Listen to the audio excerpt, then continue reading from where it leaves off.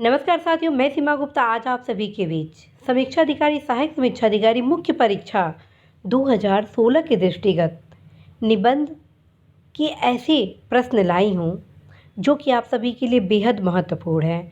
साथियों, आज के टेस्ट सीरीज में आप सभी के बीच 3 निबंध लाए गए हैं और इन तीनों निबंधों को आपको अवश्य ही लिखना है। जैसा कि आप सभी को पता है कि आप सभी की परीक्षा में आप सभी को 3 निबंध लिखना है और मेरे द्वारा हर वीकेंड पर आप सभी के बीच निबंध से संबंधित टेस्ट सीरीज का आयोजन किया जा रहा है और उसी के क्रम में यह तीसरा टेस्ट सीरीज है। यदि साथियों आप इस टेस्ट सीरीज के क्रम को एज इट इज़ फॉलो करते हैं, लिखते हैं, देन फ्रेंड्स 100% आप अवश्य ही बेहतर अंक प्राप्त करेंगे।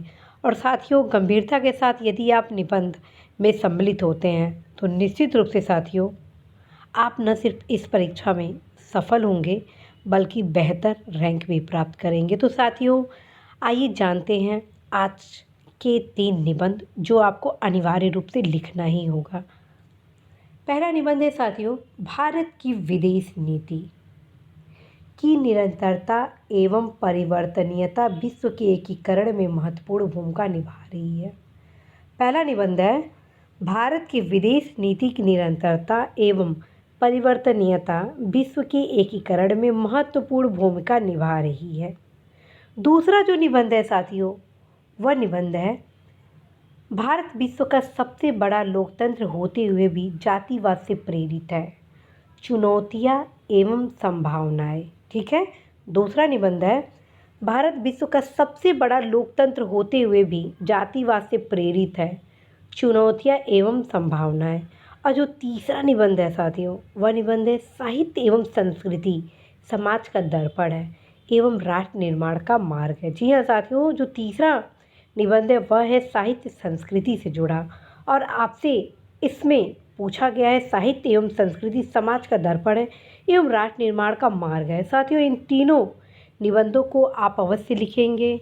यदि आप लिखने का प्रयास करते हैं तो निश्चित रूप से साथियों आप बेहतर प्रदर्शन करेंगे। और साथियों, आप सभी को यह भी अवगत कराना है कि लिखने के पूर्व अर्थात यदि आप कल इस निबंध को लिख रहे हैं तो आज इन तीनों निबंधों से संबंधित आप विषय सामग्री अवश्य अध्ययन करें।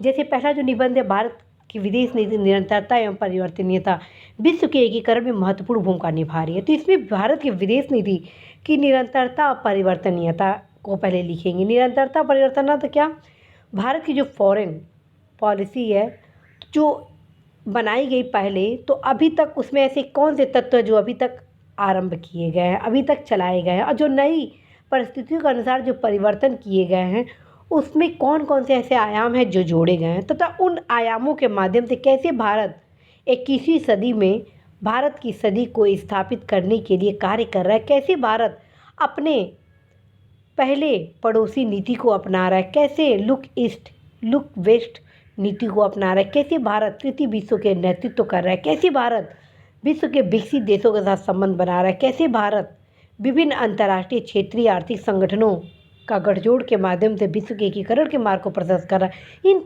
तमाम आयामों को इस निबंध में आपको लिखना है। तो साथियों, मुझे पूरा भरोसा है कि आप बहुत ही अच्छा निबंध इसमें लिखेंगे और ज़रूर प्रयास करेंगे।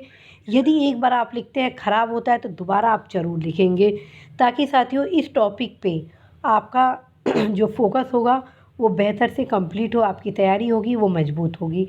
अब आइए दूसरा, भारत विश्व का सबसे बड़ा लोकतंत्र होते हुए भी जातिवाद से प्रेरित है, चुनौतियाँ एवं संभावनाएं।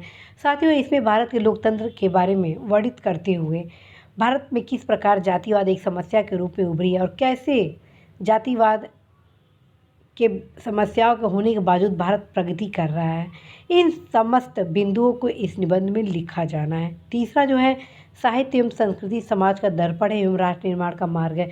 इसमें साथियों किस प्रकार से राष्ट्रीय आंदोलन में साहित्य का योगदान है, कैसी संस्कृति भारत की विरासत को जन जन तक पहुंचाती, इन तमाम पहलुओं को इसमें आपको दर्शाना है, प्लस चुनौतियों को भी दर्शाना है और कैसे इन चुनौतियों को दूर करना है इस चीज़ को ज़रूर बताना है। साथियों, मेरे द्वारा आप सभी के बीच निबंध से संबंधित महत्वपूर्ण ढांचा उपलब्ध कराया गया। आप अवश्य इन तीनों निबंधों को उस ढांचा में आप लिखेंगे ही लिखेंगे, चाहे वो भारत की विदेश नीति की निरंतरता एवं परिवर्तनीयता विश्व के एकीकरण में महत्वपूर्ण भूमिका निभा रही है के संदर्भ में हो, या भारत विश्व का सबसे बड़ा लोकतंत्र होते हुए भी जातिवाद से प्रेरित है, चुनौती एवं संभावना हो, अथवा साहित्य एवं संस्कृति समाज का दर्पण एवं राष्ट्र निर्माण का मार्ग है। इन सभी में आप लिखेंगे। अब आप ये सोचेंगे साहित्य और संस्कृति समाज का दर्पण एवं राष्ट्र निर्माण का मार्ग है, इसमें भारत सरकार द्वारा क्या किया जा रहा है, ऐसी कौन सी योजना चलाई जा रही है। साथियों, मैं आप सभी को बताती हूँ, जो भी आप निबंध लिखेंगे उसमें आप अवश्य ही भारत सरकार, राज्य सरकार की योजनाओं को लिखेंगे। तो जो तीसरा टॉपिक है, इसमें आप भारत सरकार, राज्य सरकार की जो तमाम साहित्यिक संस्था है, जो तमाम सांस्कृतिक संस्था है, उन सब की उपलब्धियों को आप इसमें रेखांकित करेंगे। इस प्रकार साथियों, आपका निबंध जो होगा एक समग्र आयाम लेगा, और मुझे पूरा भरोसा है आप लोग के ऊपर कि आप अवश्य ही बेहतर से बेहतर निबंध लिखेंगे। साथियों, आप सभी अपना निबंध 9 नवंबर 2020 के शाम 5 बजे तक अवश्य उपलब्ध कराएंगे नया पहल @gmail.com पर। जैसे ही साथियों आप सभी के निबंध को जांच कर लिया जाएगा, आप सभी के बीच आप सभी के निबंध से संबंधित महत्वपूर्ण डिस्कस किया जाएगा कि उसमें क्या क्या और सुधार करने की अपेक्षा है, ठीक है। और उसी क्रम में साथियों, जो पिछले सप्ताह निबंध हुआ था शीघ्र अतिशीघ्र, उसके संबंध में भी आप सभी के बीच क्लास लाए जाएंगे। समग्र रूप से आप सभी को व्याख्या की जाएगी। चूँकि समय अभाव के कारण आप सभी के बीच मैं पिछले सप्ताह के निबंध को ला नहीं पा रही हूँ, जिसका कारण है कि लगभग आधी कॉपियाँ जांच हो गई हैं और आधी कॉपियाँ अभी भी बची हैं। और मैं पूरा उम्मीद करती हूँ कि आजकल में पिछले सप्ताह की कॉपियाँ जांच हो जाएंगी।